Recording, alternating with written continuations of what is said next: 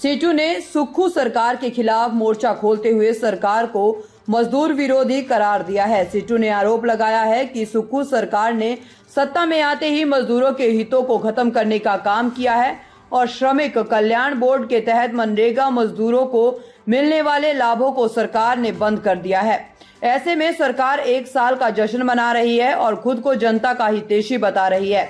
Situ ने Shimla DC कार्यालय के बाहर प्रदर्शन, मनरेगा मजदूरों को श्रमिक कल्याण के दायरे से बाहर निकालने पर आदेशों की कॉपी को जलाया और बजट सत्र के दौरान विधानसभा का घेराव करने की चेतावनी दी। सीटू के प्रदेश अध्यक्ष विजेंद्र मेहरा ने सरकार पर आरोप लगाया कि सत्ता में आते ही सुक्खू सरकार ने श्रमिक कल्याण बोर्ड के तहत मनरेगा मजदूरों को मिलने वाली वित्तीय सहायताओं को खत्म कर दिया है, जिससे प्रदेश के 2.5 लाख मजदूर प्रभावित हो रहे हैं। सरकार इसके पीछे केंद्र का हवाला दे रही है, लेकिन प्रदेश सरकार चाहे तो केंद्र के आदेशों को नहीं मान सकती। बावजूद इसके सुक्खू सरकार ने मनरेगा मजदूरों को श्रमिक कल्याण बोर्ड से बाहर करने का निर्णय लिया है। इसका सीटू विरोध कर रहे हैं।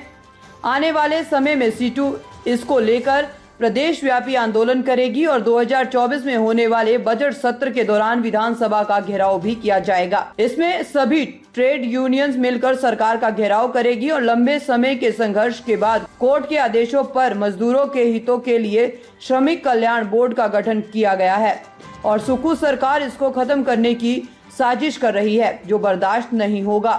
प्रदेश की कांग्रेस सरकार भी केंद्र की भाजपा की नीतियों की तरह ही जन विरोधी निर्णय ले रही है, जिसका मजदूर विरोध कर रहे हैं। शिमला से चमन शर्मा की रिपोर्ट।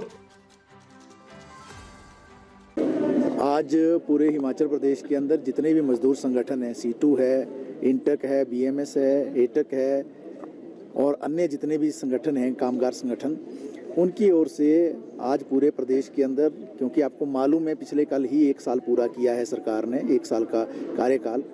जब 1 साल पहले ये सरकार सत्ता में आई थी, अगले दिन ही जो निर्णय हुआ था वो जन विरोधी निर्णय हुआ था। सुबह ही एक नोटिफिकेशन अगले दिन ही सरकार ने निकाल दी थी 2022 में। वो ये थी कि जो श्रमिक कल्याण बोर्ड, जो देश में 1996 में एक कानून बना था BOCW का, और उसके बाद हिमाचल हाई कोर्ट ने उसके संदर्भ में जो निर्णय दिया था, एक श्रमिक कल्याण बोर्ड हिमाचल के अंदर बना था।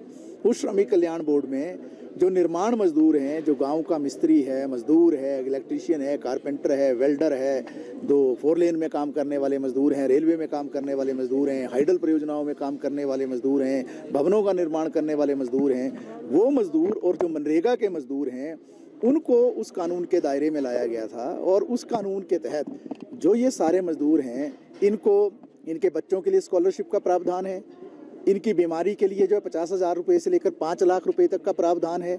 अगर किसी की मृत्यु हो जाए तो 2 लाख से 4 लाख रुपए तक का प्रावधान है। दाह संस्कार के लिए 20,000 रुपये का प्रावधान है और अगर शादी किसी की होनी है उसके लिए 50,000 रुपये तक का प्रावधान है। ये जो सारी मदद श्रमिक कल्याण बोर्ड से मिलती थी, पिछले साल सरकार ने सत्ता में आते ही पहला निर्णय जो लिया, ये निर्णय लिया कि इस बेनिफिट को रोक दिया गया। एक पूरा साल हो गया जो मजदूर संगठन इस बात को लेकर लड़ रहे हैं और सरकार से कह रहे हैं ये आपका निर्णय गैर कानूनी है।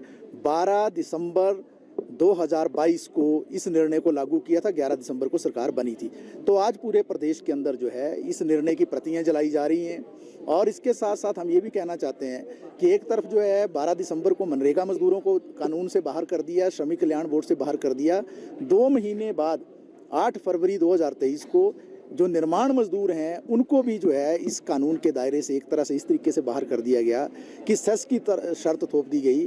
भारत के अंदर जो 1996 में 2 कानून बने, BOCW और सेस एक्ट, ये दोनों अलग कानून हैं, इन दोनों को इकट्ठा नहीं किया जा सकता है। लेकिन बावजूद इसके भी सेस की शर्त लगा दी गई। अब मुझे बताइए, आप गाँव में जो कोई मकान बना रहा है, क्या उस पर सेस लगेगा? क्या कोई कानून ही नहीं कहता कि सेस लगेगा, लेकिन सरकार ने लगा दिया।